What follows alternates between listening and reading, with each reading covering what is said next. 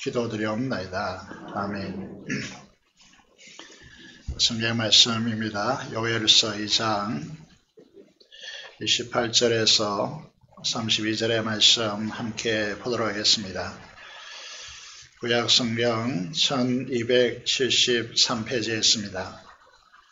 요엘서입니다. 요엘서 2장 28절에서 32절의 말씀 보도록 하겠습니다.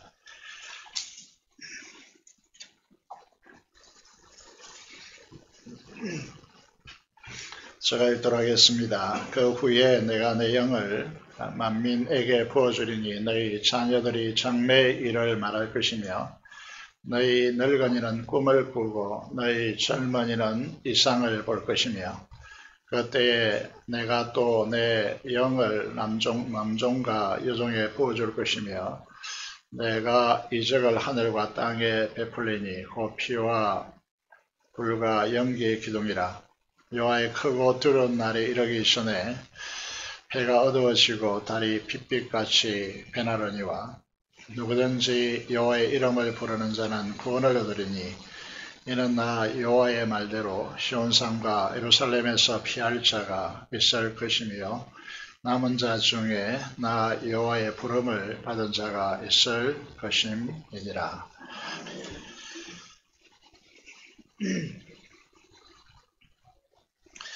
네, 오늘은 하얘진 낯빛의 사람들, 제목이 좀 길어서 사람들의 소망이라고 하는 제목인데 소망을 생각했습니다.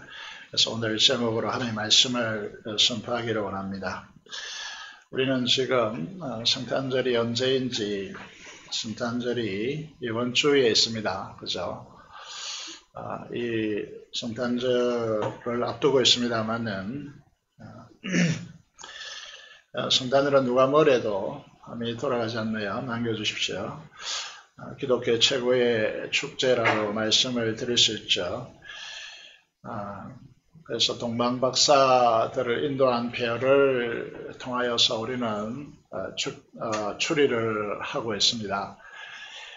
그리고 예수님 탄생을 축하하고 기뻐하는 성탄절 준비로 분주해야 될 시간들인데 요즘은 그렇게 하지 못하고 있습니다. 그리고 온도도 영하 5도로 급속하게 내려갔고 또 바람도 불어서 체감 온도가 훨씬 더 떨어져 있습니다. 작년 이맘때 우리가 성탄절 예배를 물론 드렸습니다만은 이제 공무원이 찾아와가지고 20명 이하로 예배를 드리라 그렇게 이제 하셔가지고 좀 갈등도 있고 그랬습니다만은 지금 이제 풀린 상황 속에서 다시 인원 통제가 이제 이루어지고 있습니다. 이런 상황 가운데서 계속해서 새벽에 자주 말씀을 드리지만은 이 시대를 바라보는 주님의 마음이 무엇일까? 주님께서는 우리의 성탄절 축가를 받으시려고 하지 않는 것은 아닌가 이런 마음을 계속해서 생각들이 마음을 두드리고 있습니다. 과연 우리가 삶의 방식으로 이런 삶의 방식으로 살아가면서 주님 앞에 드리는 이 성탄절 이제 우리식으로 우리 문화식으로 말하면 생신 축가를 드리고 잔치를 베풀하는 이런 이제 성탄절 축가 감사절 예배를 받으시려고 하실까 이런 생각을 이제 가지게 되는 것이죠. 이제 하박국 다음 화면으로 넘어보시면 소선지서들의 내용들이 대체로 이제 이렇게 되었습니다. 하박국 선지자가 하나님께 이렇게 항변하고 있습니다. 하나님께 여호와여 내가 부르짖어도 주께서 듣지 아니하신다. 내 기도가 묵살되고 있는데 어느 때까지니까 라고 그렇게 호소하고 있고 그리고 어찌하여 내게 죄악을 보게 하시고 패역을 눈으로 보게 하시나이까. 하나님 율법에 의하면 하나님께서 심판하시고 그 죄악에 대해서 징계하셔야 되는데 방치하고 있다라고 하는 선지자의 호소이죠. 우리 이 말씀을 통해서 이제 우리의 시대를 바라보면 우리가 지난 2년의 시간들 속에서 정말 버티기 힘든 분들이 참 많이 있습니다. 그리고 차기 대선을 앞두고 있고 유력 후보자들과 또 그들의 가족 문제가 연일 기사화되어서 우리가 읽게 되어지고 어쩌다가 우리 사회가 이렇게 되었는가, 우리를 더욱 우울하게 만들고 최근에는 아예 뉴스를 들여다보기가 싫을 정도로 짜증나고 스트레스가 가중되어지고 있다, 이렇게 말씀드릴 수 있죠. 절벽에 가까운 소상공인들, 특히 교회에서 젊은 층들과 또 다음 세대라고 할 수 있는 교회 학교가 이제 급격하게 무너지고 있는 이 시대 상황 가운데, 또 우리가 말씀드린 대로 대선 후보자들의 가족 문제로 연일 고개를 숙이고 있는, 사과하고 있는 이런 이제 부분들을 보면서 우리의 마음속에 우리 민족과 우리의 미래가 있는가라고 하는 이 이제 질문에 봉착하게 되어지죠. 그래서 사람들은 체념의 늪에 빠지고 있고, 특히 우리 민족의 바로메터라고 할 수 있는 청년들이 고시촌 쪽방에 귀가하면서 미래를 준비하고 있지만은 그 꿈이 짓밟히고 있는 이 현실을 바라볼 때 제목대로 창백한 얼굴의 사람들, 이들의 희망은 어디 있을까, 이렇게 질문하게 되어지는 것이죠. 그래서 요에서를 우리가 큐티하면서요, 요에서를 통해서 이 대답을 받고자 하는 것입니다. 요에서는 어떻게 시작되는가 하면, 이전에 경험하지 못했던 메뚜기 재앙을 예고함으로 시작하고 있습니다. 이제 요엘서 1장 1절 2절에 보면 이전에 이런 일은 없었다라고 그렇게 이제 하면서 시작하고 있습니다. 우리 시대의 코로나 상황처럼 구약의 이스라엘 사람들이 이전에 전혀 경험하지 못했던 그런 전무한 일이 일어날 것을 이제 예고하고 있는 것이죠. 그래서 1장 4절에 보면 이 팥중이가 남긴 것을 메뚜기가 먹고, 또 메뚜기가 남긴 것은 너치가 먹고, 너치가 남긴 것은 황충이 먹을 것이다, 이렇게 이제 이야기하고 있습니다. 이게 팥중이, 메뚜기, 너치는 좀 다른 것 같고요. 황충, 이런 것은 메뚜기의 이제 종류들을 말하고 있다, 이렇게 이제 말씀하고 있습니다. 그래서 이 상황이 이제 이스라엘에게 말씀되어지면서 이 상황의 결과가 어떻게 될 것인가, 이제 이걸 우리에게 보여주고 있는데, 다음 화면을 보면 요엘서 1장 이제 11절, 11절, 12절인데 그 내용을 보면요, 그들이 자랑스러워했고 풍요의 상징이라고 했던 이 농사를 인한 풍요가요, 기근과 메뚜기 때의 습격으로 인해서 밭과 밀의 보리, 밭의 밀과 보리, 포도나무, 무화과나무, 석류, 대추, 사과 등 이런 이제 모든 잎과 그 이제 가지들이 다 깔아 먹어 버렸고요. 다 그렇기 때문에 시들어버린 이 사건이 발생하는 것이죠. 그래서 이건 뭐를 이야기하고 있느냐 하면, 사람들이 취했던 그 즐거움이 말랐도다, 이렇게 표현하고 있습니다. 구약교회인 이스라엘은 이런 이제 자연재해죠. 메뚜기 떼의 습격으로 인해서 보리와 밀, 밭에 보리와 밀의 이제 그 잎이 다 깔아 먹어버렸고, 나무들의 잎사귀들이 다 깔아 먹어버렸기 때문에 소출이 없는 것이죠. 이것이 이 영향으로 인해서 3년간 이렇게 심각한 상황에 직면하는 것이죠. 그래서 이것으로 인해서 이제 자기들 즐거움을 찾았던 그 삶이 상실된 것입니다. 그래서 지금까지 그들은 오랫동안 부를 축적했고, 그래서 지금 우리 시대로 변경하여 말씀드리면 재난 지금으로 조금만 버티고 이 상황을 넘기면 이 문제가 해결될 것이다 라고 그렇게 생각하는 것이죠. 그래서 이스라엘은 여전히 이 문제가 하나님께서 바알을 떠나라고 하시는 사인인데 이 부분을 알아듣지 못하고 계속해서 바알을 섬기는 이 물질적 풍요에 젖어든 이 삶에서 떠나지 못하는 것입니다.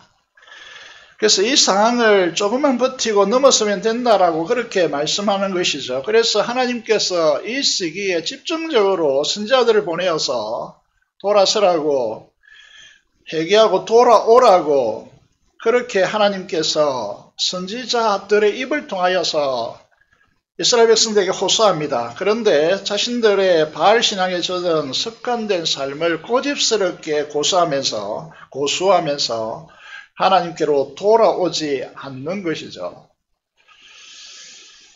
자, 그래서 하나님께서는 이 상황 속에서 그렇다면 잘 아시겠습니다만은 예수님께서 바리새인과 서기관들에게 어떻게 말씀하고 있느냐 하면 아벨로부터 마지막 선지자까지 너희 조상들이 다 그 선지자들을 죽였다라고 그렇게 말씀하셨죠.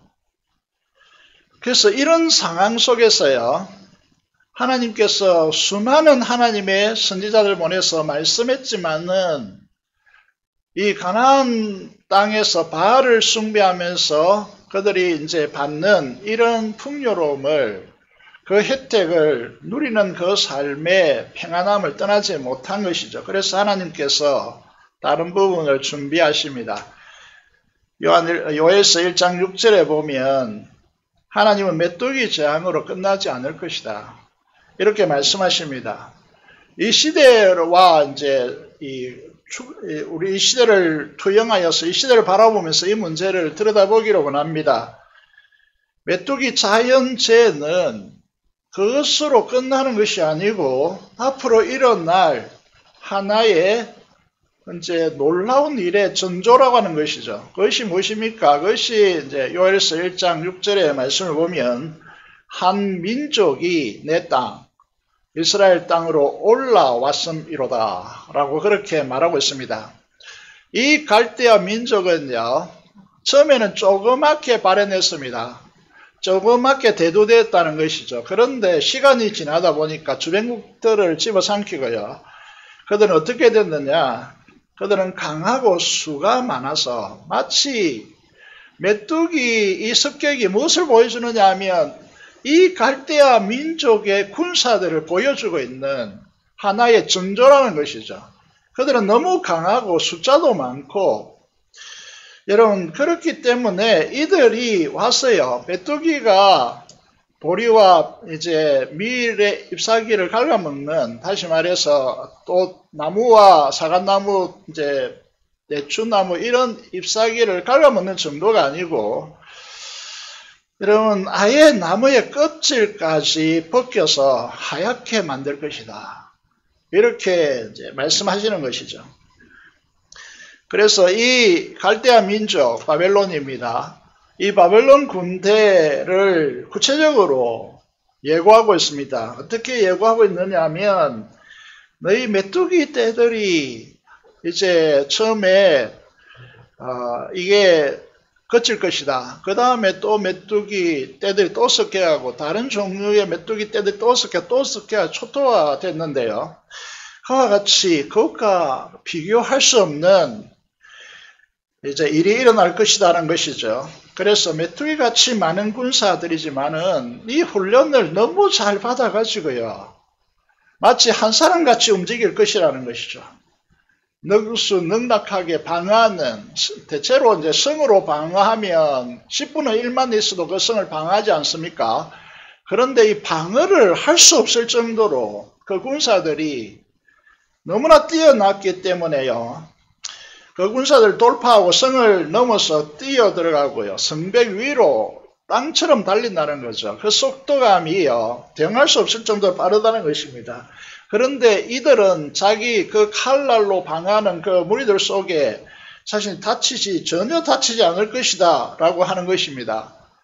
그래서 적지 않지만 요엘서 2장 10절에 여러분 성경을 보시면 이제 마지막 시대를 예고하면서 항상 성경은 그렇습니다. 이게 바벨론의 이 침공과 뒤에 일어날 로마의 이제 예루살렘 침공요.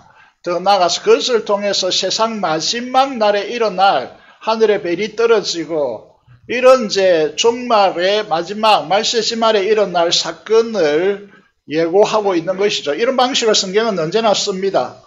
그래서 바벨론 이 군대가 나아가서 나라들을 정복하기 시작하는데 아무런 이렇게 뛰어난 군사력 앞에서 아무런 방어가 되지 않는 것이죠.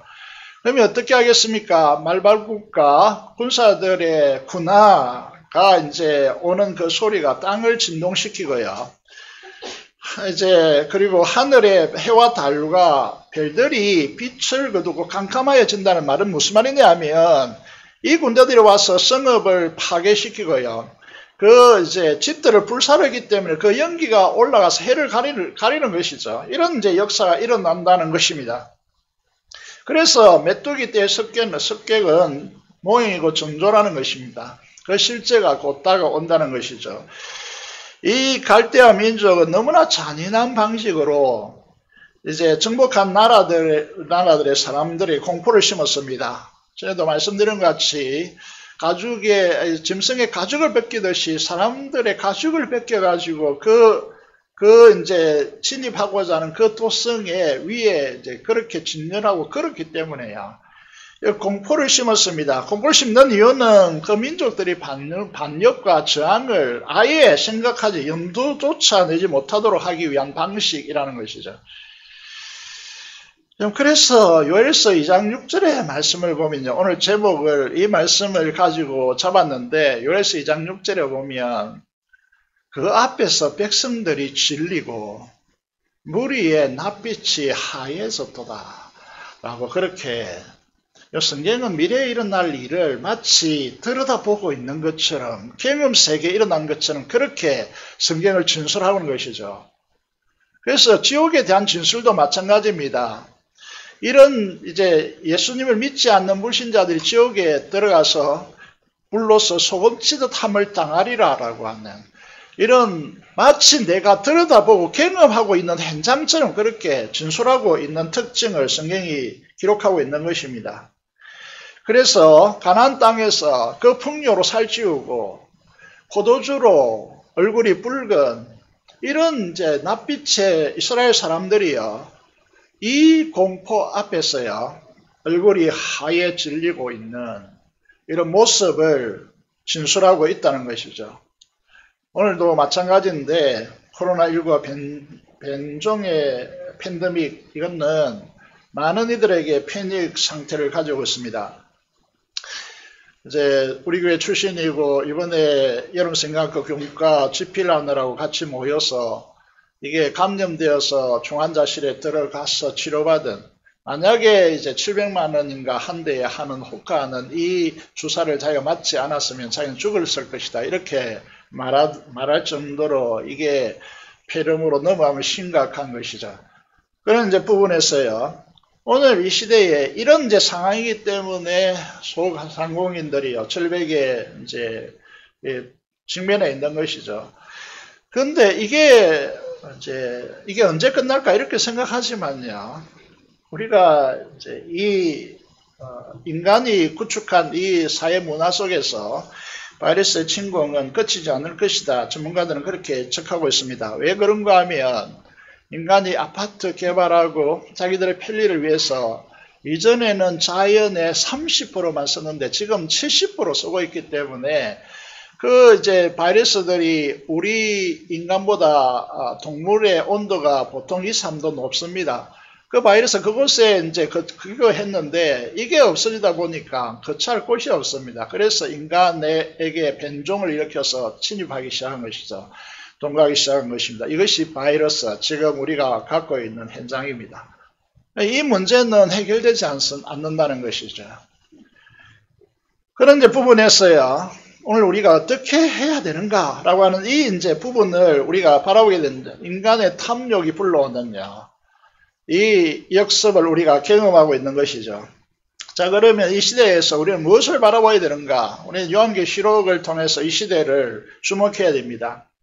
요한계시록 9절을 보시면 1장을 이제 서론이 있고요. 2장, 3장은 앞으로 일어날 교회의 대표적인 교회를 우리에게 설명하고 있고 4장, 5장은 잘 아시다시피 하늘의 하나님의 보좌를 우리에게 설명하고 있고 거기에 하나님의 찬양을 예배하는 모습들을 비춰주고 있습니다.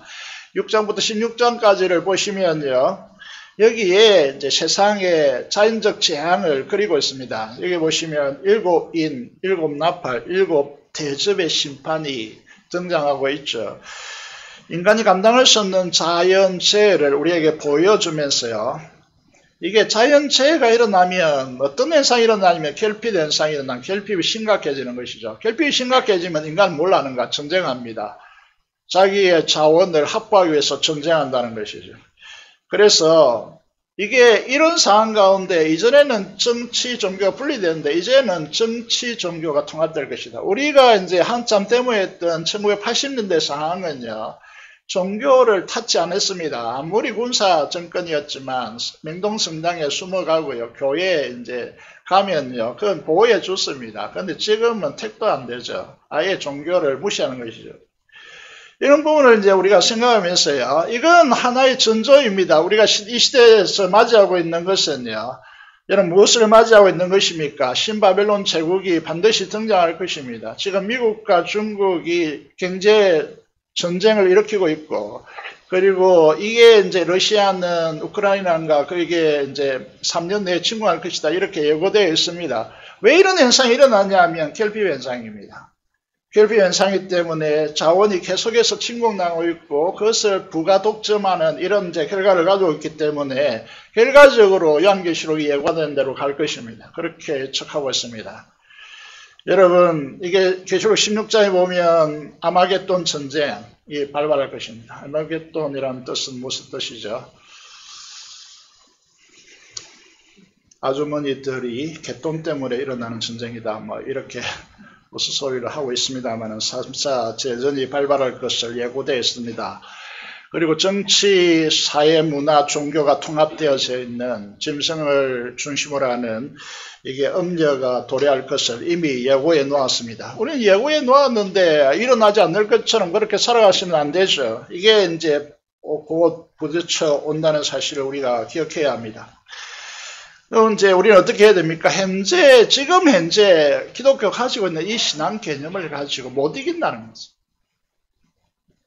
그래서 주님은 계시록을 통해서 분명하게 우리에게 신앙의 전포를 제시합니다.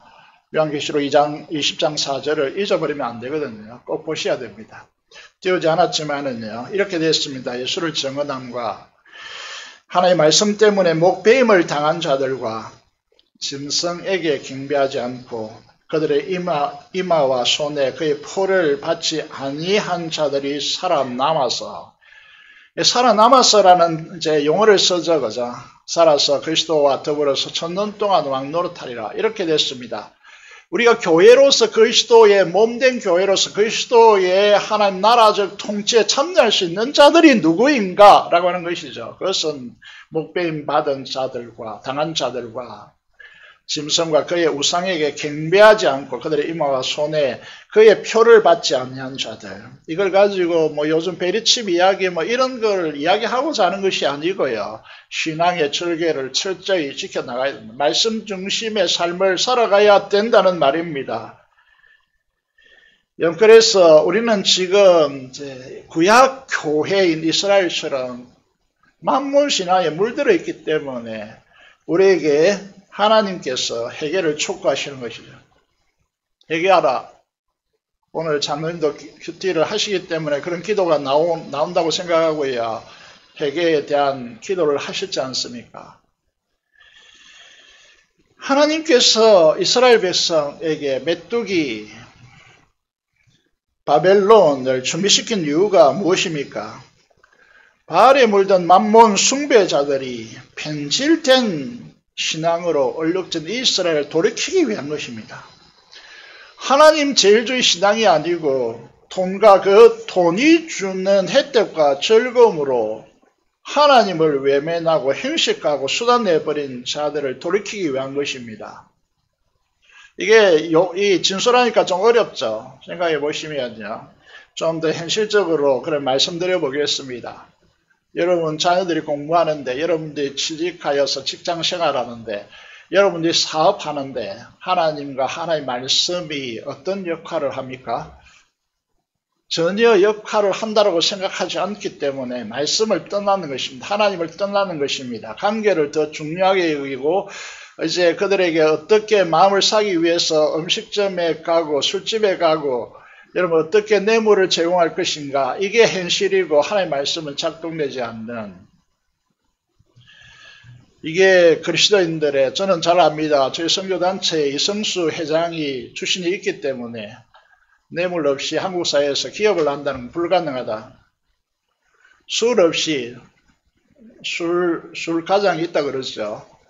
접대용 가장이요. 거기만 하는 것이죠. 그런 거 없이 기업을 한다는 건 불가능하다. 이렇게 말한 간증을 들어본 적이 있습니다. 그래서 우리 시대의 모습을 보시면요. 여러분 직장 생활하는데 하나님이 필요 있습니까? 하나님의 말씀이 필요 있습니까? 공부하는데 하나님이 필요 있습니까? 말씀이 필요 있습니까? 그래서 하나님께서 우리에게 회개를 요청하고 있습니다. 하나님은 어떤 분이시죠? 은혜로우시고 13절을 보시면요. 자비로우시고 노하기를 더디하시며 인애가 크시사 이렇게 됐습니다. 하나님은 이렇게 길이 참으시는 분이신데 사람들은 어떻게 하느냐 하면 하나님이 뭐 필요해서 하나님이 없다라고 그 길이 참으심을 멸시하는 것입니다.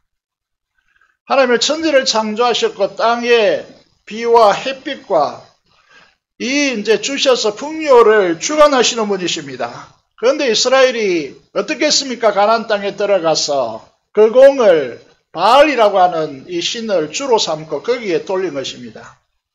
바알을 왜 섬깁니까? 그건 간단합니다. 하나님을 믿는데 십계명도 있고요. 그리고 여러분 잘 아시는 대로 계명들이 절비하게 있습니다.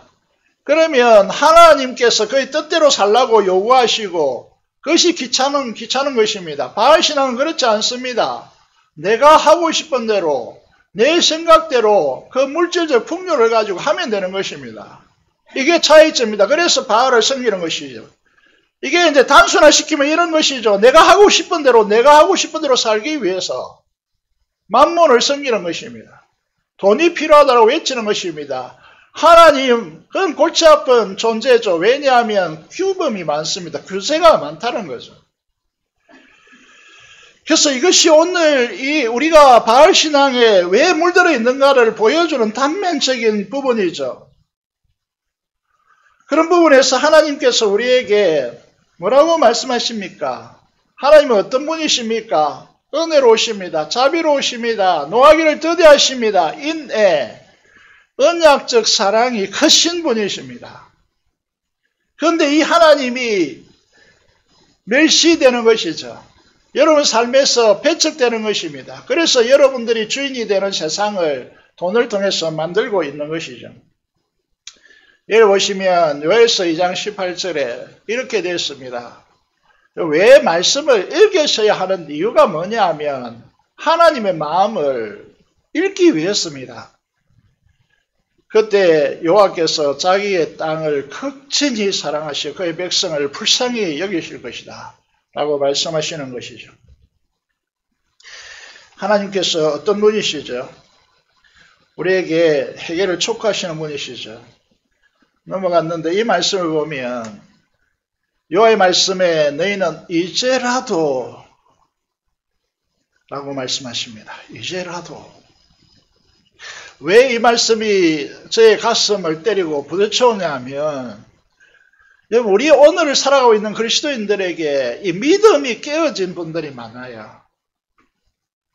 무슨 말이냐 하면 하나님을 신뢰하지 않는 분들이 많아요. 형식적으로는 교회 예배당에 오지만은 기독교라고 하는 형식을 가지고 틀을 가지고 있지만 실제로 하나님을 신뢰하지 않는 그 틀이 깨어진 믿음에 금이 간 분들이 많다는 거죠. 그래서 나는 이미 안 돼라고 하는 선을 끊는 그리스도인들이 의외로 많다는 사실을 목회자 속에서도 발견할 수 있습니다. 그래서 하나님께서 그런 것 없다. 네가 돌이키기만 한다면 이제라도 늦지 않았다는 것입니다. 언제라도 너무 늦었다고 하는 그 순간 지금 돌아오라고 촉구하고 있습니다. 네가 부를 위해서 하나님을 버리고 거기에 취해 살면 어느 사이인가 믿음이 무너져 버립니다. 하나님을 신뢰하지 않죠. 돈을 더 신뢰합니다. 그래서 하나님의 역사에 대한 기대를 하지 않고 있죠. 그래서 사람들은 부정적으로 바뀝니다. 그런 삶의 자리와 그 습관에서 금식한다는 것은 내 자신을 의지하지 않는다는 것이죠. 슬퍼하며 마음을 다하여 여호와께로 돌아오라고 그렇게 말씀하고 있습니다. 돌아오면 하나님께서 어떤 이 약속을 하시느냐 하면 너희가 말을 섬기고 메뚜기 습격으로 인해서 3년 동안 기근으로 시달렸다면 그것을 충분히 보상할 만큼 내가 너희들에게 철저히 갚아주겠다라고 하나님께서 약속하십니다. 메뚜기와 너치와 항충과 팥중이가 먹은 횟수대로 너희에게 갚아주겠다고 그렇게 말씀하십니다.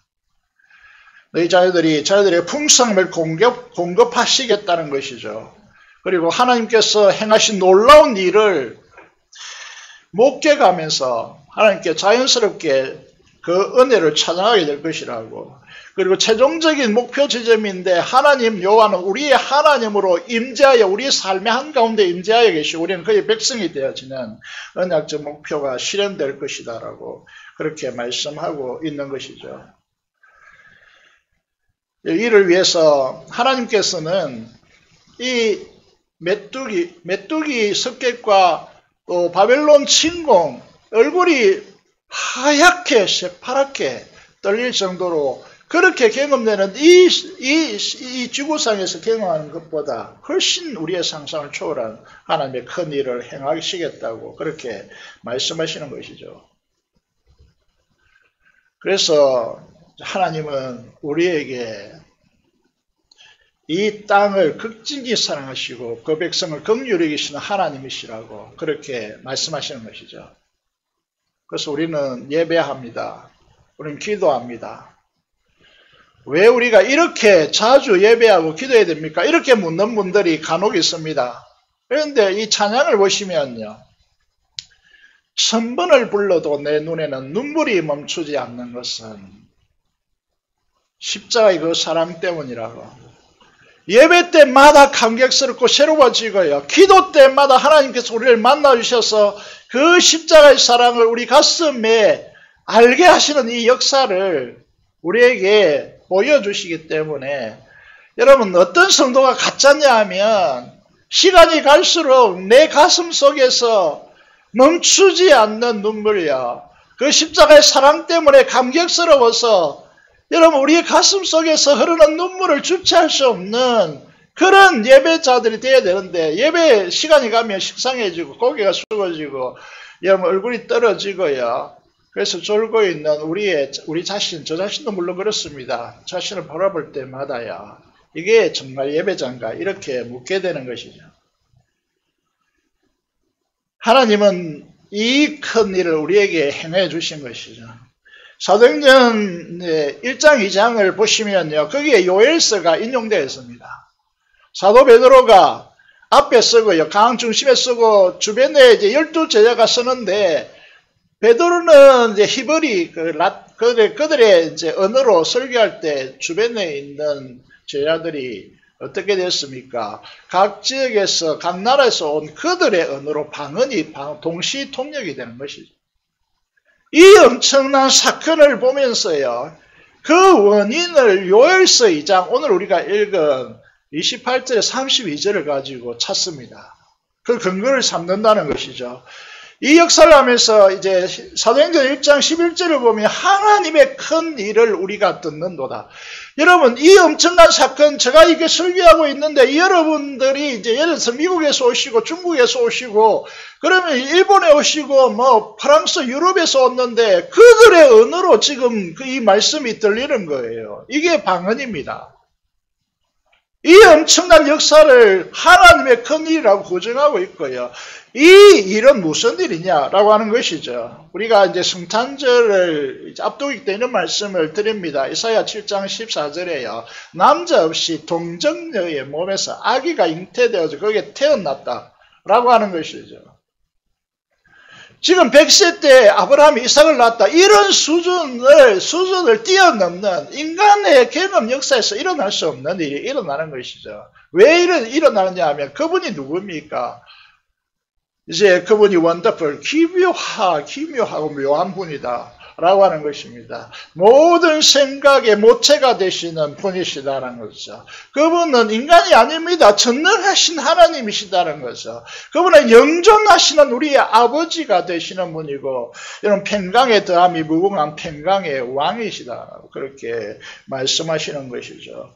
우리 인간에게 이게 최고의 큰 복음이라는 것입니다. 그래서 다윗은 이 사실을요, 다윗이 얼마나 중요한 사람이냐 하면요, 여러분, 이 다윗이요, 그 구약시대 예수님께서 태어나기 천년 전에요, 뭐라고 고백합니까? 그 아들에게 입맞추라고. 예수님과 친밀한 교통이 없는, 교제가 없는 사람은요, 망합니다. 입맞추라고 그렇게 요구하고 있는 것이죠. 그래서 이번 성탄절요, 주님 앞에 우리 모두가 새롭게 입맞추는 그런 역사가 있기를 바랍니다. 만물을 주로 모시고 실제로는 그렇게 하는 이유가 뭡니까? 자기 속에 옳은 대로 행하기 위해서 이스라엘이 물질적 부를 추구했습니다. 그것으로 즐거움을 삼는 것이죠. 그래서 하나님께서 메뚜기, 바벨론 이런 것들 선지자를 통해서 예고하면서 돌아오라고, 마음을 찢고 돌아오라고 그렇게 요구하는 것이죠. 여러분, 이게 오늘 또 목회자로서 느끼는 정서가 뭐냐 하면 정말 말로 안 듣는다라고 하는 정서가 우리 시대에 있지 않습니까? 자기 습관을 정말 내려놓지 못한다 라고 하는 이 정서가 있지 않습니까?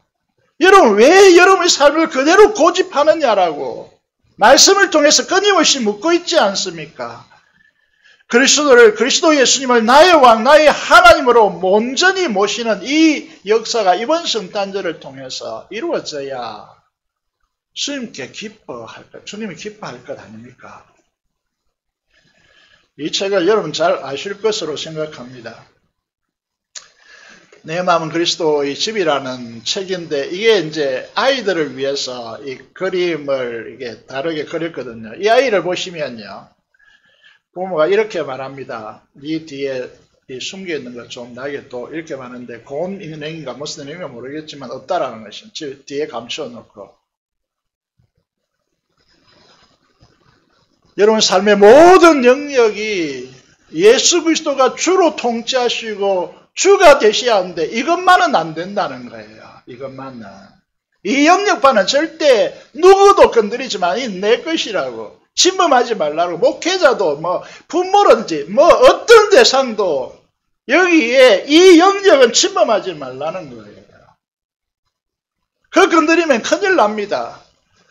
그 건드리면 교회에서도 큰일 나죠. 난리칩니다. 그게 어디 있습니까? 그게 주를 모시고 있는 사람들입니까?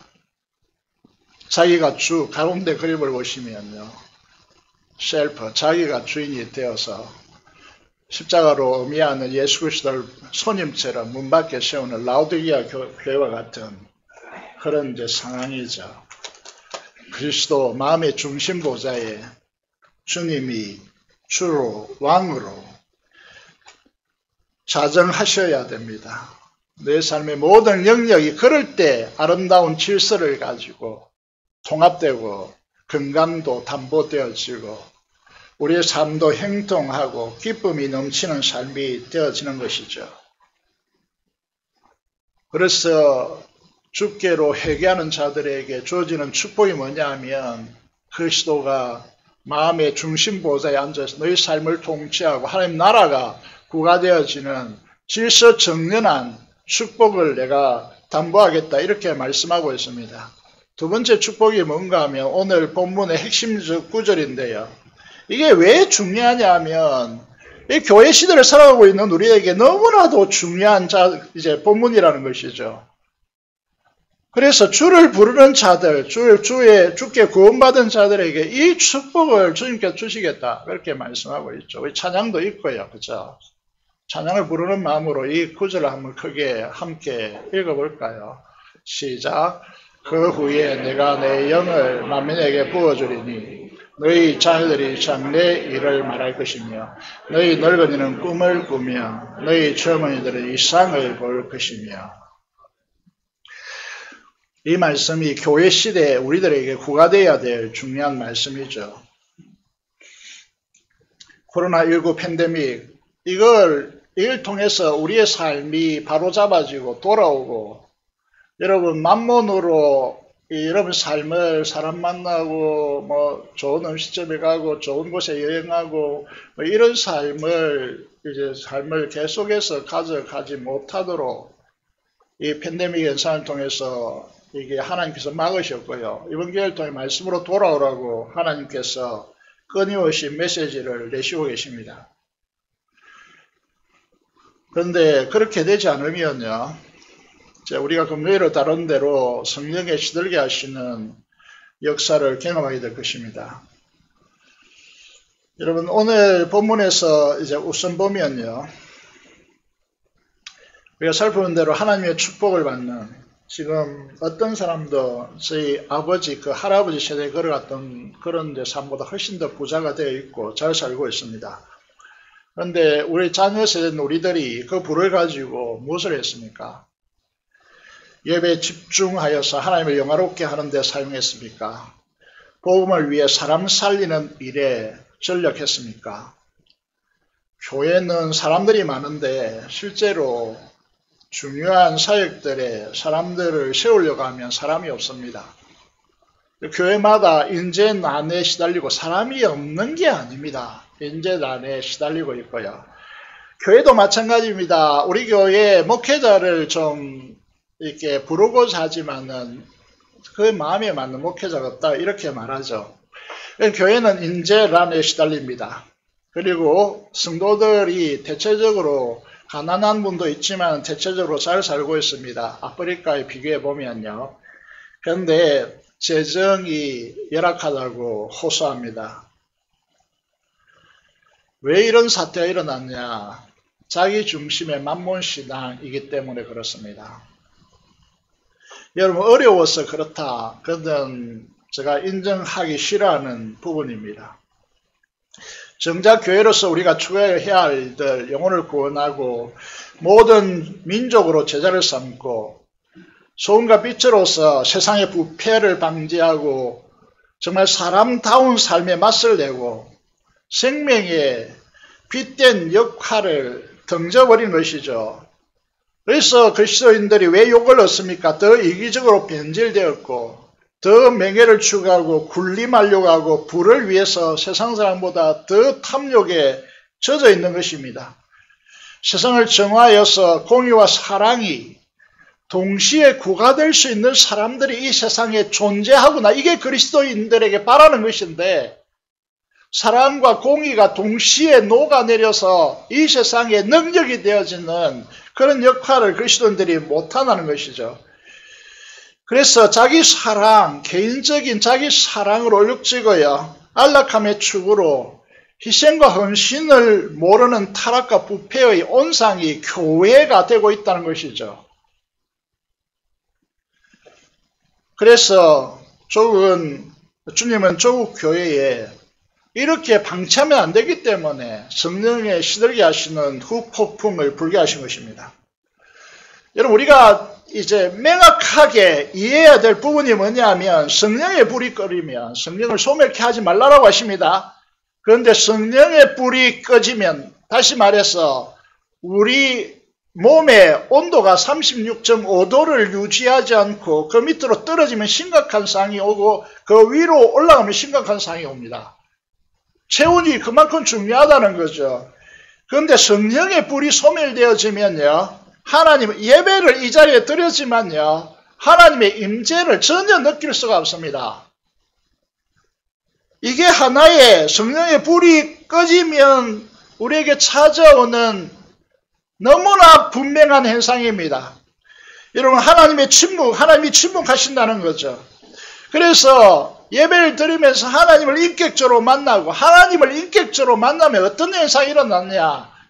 여러분, 경험해 보신 분들은 압니다. 그죠? 콧물, 눈물 범벅이 돼가지고 그 자리에 일어나지 못하고 눈물로, 여러분, 이 예배 끝나면 막 들어가는 것이 아니고, 그런 자들은 만나서 여러분 자기의 삶이 너무나 선명하게 비춰졌기 때문에 그렇게 감격스러운 현장을 맞이하는 것이죠. 그 거친 호흡과 생명력이 느껴지는데 성령의 불이 꺼지면 그런 게 전혀 느껴지지 않습니다. 성령은 금요일에도 말씀드렸습니다. 하나님의 사랑이 우리에게 부음받았다고 했는데, 그 사랑이 부음받은 그 사랑으로 우리는 어떤 이제 행식을 가져오느냐 하면 이 자원함의 기쁨의 헌신력을 뿜어냅니다. 이게 뿜어내야요, 거기에 능력이, 거기에는 정말 능력이 있다, 이렇게 되는 것이죠. 성령 충만하면 의와 평강과 희락이 넘쳐납니다. 하나님이 더하여 주는 축복으로 기업과 직장과 공부의 현장이 정말 탁월하게 전개되는 것이죠. 요엘서 2장 28절을 보면요, 내가 내 영을 만민에게 부어줄 것인데, 그 부어주면 어떤 현상이 일어납니까? 너희 자녀들은 이전에는 개혁판에서는요, 개정되기 전에서는 예언할 것이다, 이렇게 해버렸습니다. 예언은 이게 좀 어려우니까, 왜 어려우냐 하면 이게 경험되지 않으니까 어려운 거예요.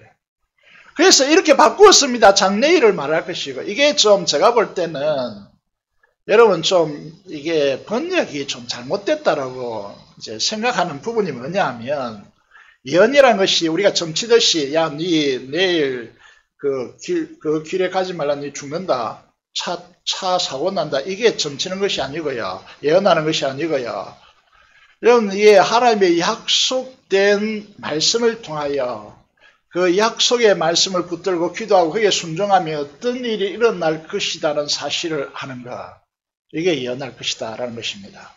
다시 말하면 히브리서 11장 1절의 말씀대로 믿음은 뭐라고 합니까?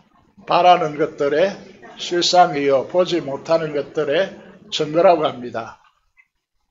여러분, 미래에 일어날 하나님께 약속하셨기 때문에 반드시 이루어질 것이다. 우리나라에 한 옷 디자이너가 있었습니다. 남성복을 주란 옷 디자이너, 집사부 일제 보셨죠? 거기 보면, 여러분, 프랑스에서 도전했어도 프랑스 가서 무시당하고 한국에서 선선한 것이 있겠나 이렇게 했는데요, 믿음을 가지고 도전한 것이죠. 지금은 세계 유명 브랜드가 된 것입니다.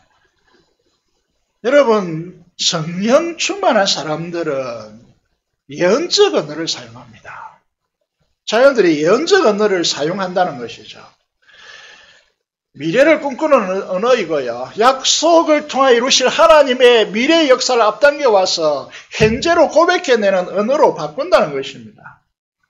여기 보시면요, 자녀들은 예언할 것이고 늙은이들은 뭘 한다고요? 꿈을 꾼다, 그렇게 말씀하고 있습니다. 여러분, 이 말씀을 보면서 이제 나이가 들수록 꿈을 꾸지 않습니다. 어릴 때 얼마나 많은 꿈을 꿨습니까? 그런데 나이가 들수록 우리가 밤에 잠에서 꾸는 꿈도 잘 꾸지 않고요, 나이가 드신 분들이 이 미래에 이런 일들이 내가 하겠다 이런 말들을 잘 하지 않죠. 그런데 하나님께서는 이 늙은이들, 나이 드신 분들이 꿈을 꾸리라 말씀하고 있습니다. 제가 은퇴하고 임직하는 한 교회에서요, 최근에 설교하면서 은퇴하는 장로님에게 이렇게 말씀을 선포했습니다. 현장에서 책임자로 사역할 때 그분이 이제 이게 이렇게 이제 은퇴하시니까 이게 할 일이 없다 이렇게 생각을 가능해요, 그죠? 그런데 제가 이렇게 말씀을 드렸습니다.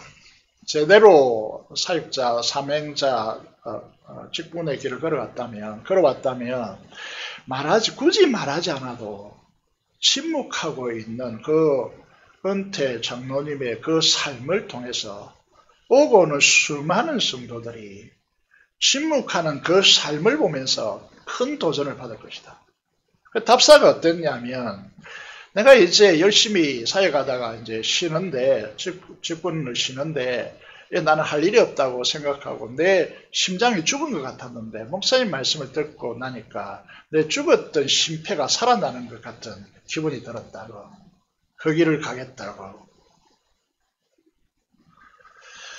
여러분, 젊은이들이 뭘 한다고 했습니까? 이상을 볼 것이다. 이상은 뭐냐면 묵시인데요. 잠언 29장 18절에 보면 묵시가 없으면 백성들이 방자히 해간다고 했습니다. 묵시는 비전이고 성령 충만하면 젊은이들의 비전이 생깁니다. 이 비전 아래서 젊은이들의 인생 방향이 끝납니다. 자신이 걸어야 할 인생 사명을 발견하는 것이죠. 이 비전 아래 말씀에 순종하는 새로운 길을 내딛게 되는 것이죠. 오늘 교회 환경을 보십시오. 회의를 해보십시오. 여러분, 무엇을 하자라고 하면 얼마나 부정적인 언어로 쌓입니까? 비판의 언어로 난무합니까? 왜 이 조국 교회가 시들게 하는 바람이 불고 있는가를 보여주는 단적인 모습들이지 않습니까? 재정이 없어서 하나님이 일을 못합니까? 천만의 말씀입니다. 성령 하나님의 특징은 믿음의 언어를 사용합니다. 믿음의 언어는 약속의 말씀으로 이루어질 미래를 꿈꾸는 것입니다. 그래서 예언과 희망과 비전의 언어를 선포하는 것입니다. 말도 안 되는 거기에 하나님께서 말씀으로 역사하시는 것이죠. 제가 어떤 청년 집에 가서 신방하면서요, 군대 제대했는데 제가 편지를 써놓고 주고 왔습니다. 이 편지가 그 청년을 움직이는 것이죠. 여러분, 언어라고 하는 것, 여러분, 우리의 글이라고 하는 것은 이렇게 성령 하나님의 역사 안에 있으면 힘을 발휘합니다. 여러분, 오늘 우리가 이제 추구하는 교회 목표는 성령 충만한 교회를 추구합니다. 제가 신학교에 가서 이제 목사님, 편목하는 목사님 많고 전도사님들 계시는데, 우리 교단은 앞으로 성령 충만한 교단이 되어야 된다. 이게 우리의 목표이다. 계속해서 가는 것보다 강조하고 있습니다. 여러분, 요한복음 7장 38절에 나를 믿는 자는 성령의 이름과 같이 그 배, 그 속 배는 우리의 스토마, 배를 말합니다. 그 배에서 무엇이 흘러나리라고 합니까? 생수의 강이 흘러나리라고. 여러분, 에스겔서 47장에 보시면, 47장 48장에 보시면요, 이 생수의 강이 어떤 역할을 했습니까? 엔게디를 통하여서 갈릴리 바다, 요단강에 흐르는 갈릴리로 흘러내려오는 그 강에 도달하니까 그 강이 말랐습니다. 좌우에 강 주변에 나무가 말라서 잎이 말랐습니다. 그런데 이 생수의 강이 이제 도달하여서 적시니까 그 나무가 살아납니다. 잎은 약재가 되어지고요. 여러분, 1년에 한 번 열매를 맺는데 12달 열매를 맺는 그런 나무로 바뀝니다. 죽음의 바다, 사해 바다로 흘러 들어가니까 죽음의 바다가 생명의 바다로 바뀌는 것이죠. 이게 성령의 사람들입니다. 그 속에서 사망의 냄새가 퍼져나오는 것이 아니고 생수의 강물이 흘러나서 영혼들을 살려내고 죽음의 바다도 생명의 바다로 바뀌는 이 역사를 가져오는 것이 성령 충만함의 역사이다는 것이죠. 여러분, 이제 한 해는 52주로, 어떤 한 해가 53주가 있었는데 모든 한 해는 52주입니다. 51주째 주일을 맞이하고 있습니다. 주를 보시면 51이라는 숫자가 적혀져 있죠. 한 주를 남겨놓고 있습니다. 지금까지 여러분 삶을 돌아보시고 우리 결단을 촉구합니다. 오늘 요에스를 통하여 메뚜기 바벨론의 침공을 이제 진술하면서요, 우리에게 회개를 촉구합니다. 돌아서라고. 여러분 소견에 오른 대로 행했던 그 삶을 내려놓으라고. 최근에 이제 12월 달이 되면 좀 이것 해주시죠, 이것 해주시죠, 이렇게 요청하는 부분이 있습니다. 그래서 어떤 권사님에게, 권사님의 순서로 보면 권사님이 이러한데, 목사님 좀 맡아주셔야 될 것 같습니다. 이렇게 하니까 네 알겠습니다. 어떤 집사에게 말했습니다. 이제 그렇게 말하니까 이 집사님이 뭐라고 새벽에 말씀드렸습니다만은 목사님께 백지를 드리겠습니다. 무엇을 시키든지 그대로 하겠습니다. 이렇게 아름다움이죠. 이게 아름다움입니다. 제가 주님은 아니지만은 주님께서 원하시는 그 원하심에 내가 응답하겠습니다. 이게 우리의 자세이지 않습니까? 이런 교회를 하나님께서 축복하시는 것이죠. 그래서 여러분 마음속에 이런 움직임이 있다는 사실을 기억하시고 하나님 앞에 서시길 바랍니다. 다시 한번 이렇게 매주마다 이렇게 마무리하고 있는데요. 약속의 말씀을 붙들고 묵상하면 기도하게 되었습니다. 기도하면 어떤 역사가 일어납니까? 성령 충만입니다. 자, 다시 한번 말씀하듯 크게 대답하시면 좋겠습니다. 약속의 말씀을 붙고 묵상하고 기도하면 어떤 역사가 우리에게 열립니까? 성령 충만하면 어떤 역사가 경험되어집니까? 하나님을 인격적으로 만납니다.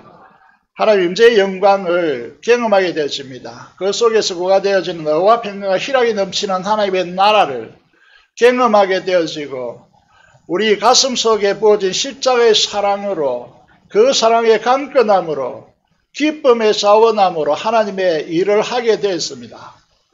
이 역사 안에 있는 성령 충만한 재건부산교회 성도들이 되시기를 주님의 이름으로 축원드립니다. 기도를 드리겠습니다. 하나님 성령 충만한 자가 되게 하여 달라라고 하나님께 간절히 기도하시고 주님을 온전히 내 마음에 모셔놓고 주님을 왕으로 삼고 그 주권에 헌신하고 성령 충만하게 하셔서 하나님의 임재의 영광을 경험하며 하나님 나라를 경험하여서 사랑의 부어짐 속에서 하나님의 맡겨진 사역을 성령의 능력으로 나타남으로 행할 수 있도록 도와달라고 기도하시고 민족의 보험과 통일과 발생의 선교사를 위해 산음성으로 기도하겠습니다. 살아계신 아버지 하나님 은혜를 감사합니다. 우리를 사랑해 주셨고 우리를 여기까지 인도해 주셨습니다. 우리가 그동안 너무나 자기 소견에 오른 대로 행하였던 우리의 삶을 뒤로하고 하나님 앞에 바로 설 수 있는 기회를 주시고 성탄절을 통하여 새로운 출발 선산에 설 수 있도록 도와주시며 주님께서 모든 삶의 영역의 주가 되시고 그게 온전히 순복하여 성령 충만함으로 하나님의 임재의 영광을 경험하며 하나님 나라를 경험하고 그 풍성함으로 그 사랑의 아버지를 부여함으로 자원하여 기쁨으로 하나님의 몸된 사역, 주님의 제자 삼는 사역을 감당할 수 있도록 주께서 역사하여 주옵소서. 이 민족을 불쌍히 여기시고 이 지역을 복음화시켜 주시며 피없는 통일을 허락하여 주시고 파송된 선교사들에게 성령 충만하게 하여 주시며 하나님께서 일하여 주시옵소서. 감사를 드리며 우리 주 예수 그리스도 이름으로 기도드리옵나이다. 아멘. 22장 찬송 드리면서 준비한 대로 방문하겠습니다.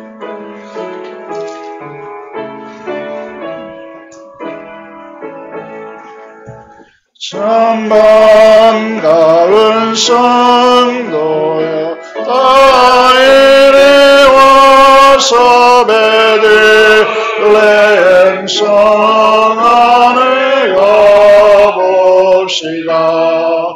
저 그녀의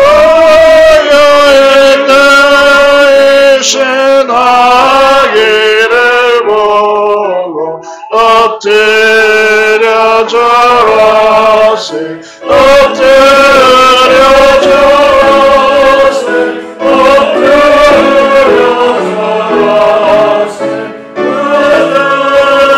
은하셨네 천천사여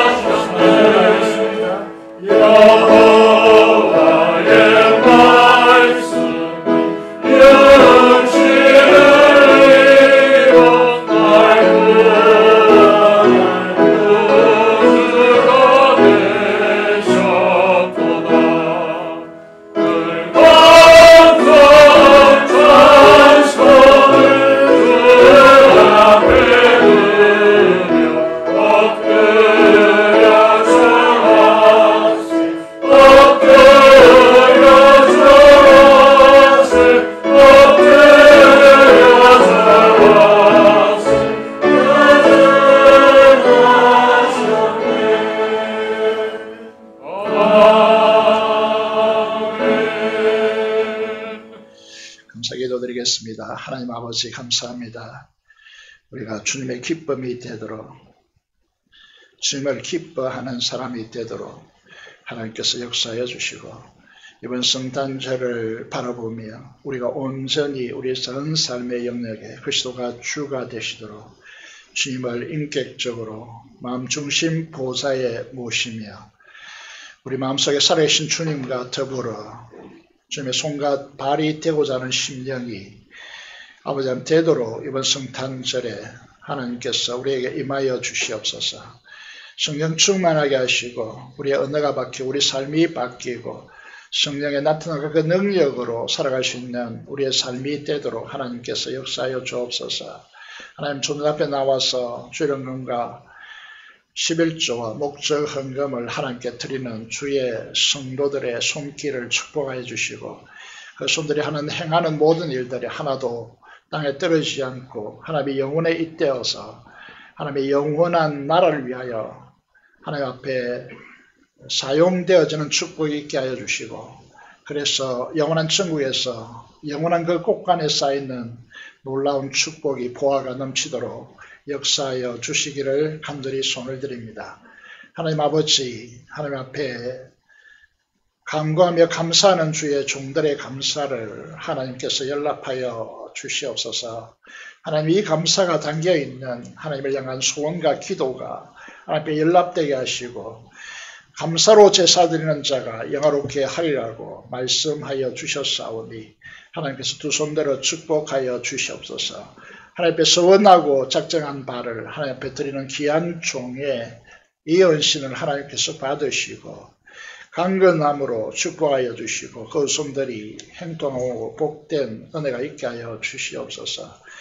아버지 하나님, 하나님 앞에 이 시간 주님의 존 앞에 소원을 가지고 간구하며 감사하는 모든 이들의 감사를 하나님께서 음량하여 주시고 그 자녀를 위하여 비는 기도, 아버지 삶의 틀을 위해서 비는 기도 하나님께 다 연락하시고 하나님께서 행동하게 하시며 영원한 자원으로 공급하여 주시고 앞길에 평탄하게 하여 주옵소서. 우리 주 예수 그리스도 이름으로 기도드리옵나이다. 아멘.